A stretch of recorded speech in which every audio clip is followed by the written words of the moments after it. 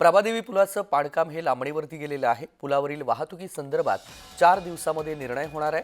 नागरिकांच्या हरकती आणि सूचनांमुळे पुलाचं पाडकाम हे लांबणीवरती गेलंय। मध्य मुंबईतील पूर्व पश्चिमेला जोडणारा महत्त्वाचा एल्फिस्टन पूल हा काही दिवसांमध्ये भुईसपाट करण्यात येणार आहे।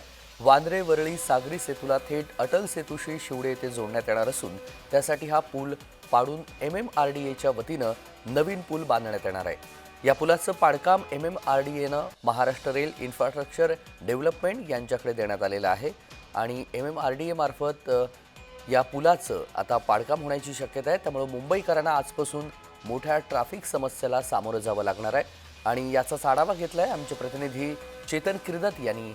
पाहूया। दरम्यान पुलावरील वाहतुकीसंदर्भात 4 दिवसांमध्ये निर्णय होण्याची शक्यता आहे। नागरिकांच्या हरकती आणि सूचनांमुळे पुलाचं पाडकाम हे लांबणीवरती गेलेलं आहे। प्रभादेवी पुलाचं पाडकाम हे लांबणीवरती गेलंय। त्यामुळे सर्वसामान्य मुंबईकरांना आता ट्रॅफिकच्या समस्येला सामोरं जावं लागणार आहे। नागरिकांच्या हरकती आणि सूचनांमुळे पुलाचं पाडकाम हे लांबणीवरती गेलेलं आहे। प्रभादेवी पुलाचं पाडकाम हे लांबणीवरती गेलेलं आहे। MMRDA कडे हे संपूर्ण पाडकामाचं काम सोपवण्यात आलंय। त्यामुळे पुलावरील वाहतुकी संदर्भात 4 दिवसांमध्ये निर्णय होणार आहे। नागरिकांच्या हरकती आणि सूचनांमुळे हे काम पुन्हा एकदा लांबणीवरती गेलेलं आहे। मुंबईतील पूर्व पश्चिमेला जोडणारा महत्त्वाचा एल्फिस्टन पूल काही दिवसांमध्ये भुईसपाट करण्यात येणार आहे। वांद्रे वरळी सागरी सेतूला थेट अटल सेतूजवळ शेवडी इथे जोडण्यात येणार असून त्यासाठी हा पूल महत्त्वाचा आहे। या पुलाचं पाडकाम हे MMRDAनं महाराष्ट्र रेल इन्फ्रास्ट्रक्चर डेव्हलपमेंट कॉर्पोरेशनकडे सोपवलेलं आहे आणि त्यामुळे हा पूल बंद होऊन MMRDA मार्फत ताब्यात येण्याची शक्यता आहे आणि त्यामुळे मुंबईकरांना आजपासून मोठ्या ट्रॅफिक समस्येला सामोरं जावं लागणार आहे। प्रभादेवी पुलाचं पाडकाम हे लांबणीवरती गेलंय आणि या सगळ्या संदर्भात सविस्तर तपशील आपण जाणून घेऊयात। चेतन किर्दत आपले प्रतिनिधी जोडले गेलेले आहेत। चेतन, एल्फिस्टन पूल हे पाडलं जाणार आहे आणि त्याचं पाडकाम हे MMRDAनं रेल्वे इन्फ्रास्ट्रक्चरकडे सोपवलेलं आहे आणि त्यामुळे मुंबईकरांना मोठ्या ट्रॅफिक समस्येला सामोरं जाण्याची शक्यता आहे। सविस्तर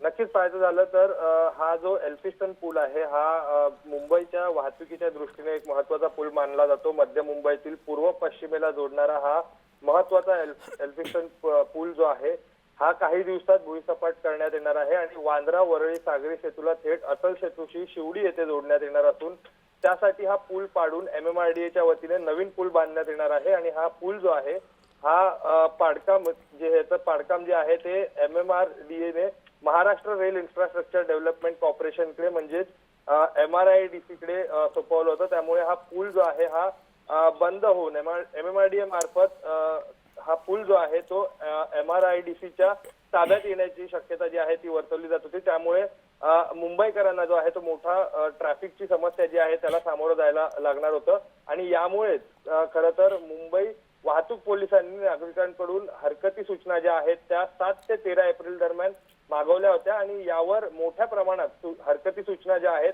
त्या दाखल झालेल्या आहेत आणि या सूचना हरकतीचा योग्य तो विचार करून त्यानुसार पर्यायी वाहतुकीत बदल करून पूल बंद करण्याचा अंतिम निर्णय जो आहे तो घेतला जाणार आहे। आणि आता आपण जर पाहिलं तर हा पूल पाडण्यासाठी MMRDA कडून मागील काही दिवसांपूर्वीपासून वाहतूक पोलिसांकडून खरं तर परवानगी जी आहे ती मागितली जात होती आणि त्यानुसार अखेर वाहतूक पोलिसांनी 15 एप्रिल पासून म्हणजे आजपासून खरं तर हा पूल जो आहे बंद करण्यास परवानगी दिली होती। त्याचा अर्थ 15 एप्रिल 2025 ते 31 डिसेंबर 2026 पर्यंत ही परवानगी जी आहे ती देण्यात आलेली आहे। म्हणजे तब्बल 20 महिने हा पूल जो आहे तो वाहतुकीसाठी बंद राहणार होता। मात्र आजपासून प्रभादेवी पूल जो आहे बंद करण्याचा निर्णय जो आहे तो काहीसा लांबणीवर टाकण्यात आल्याची माहिती जी आहे ती सध्या समोर येते।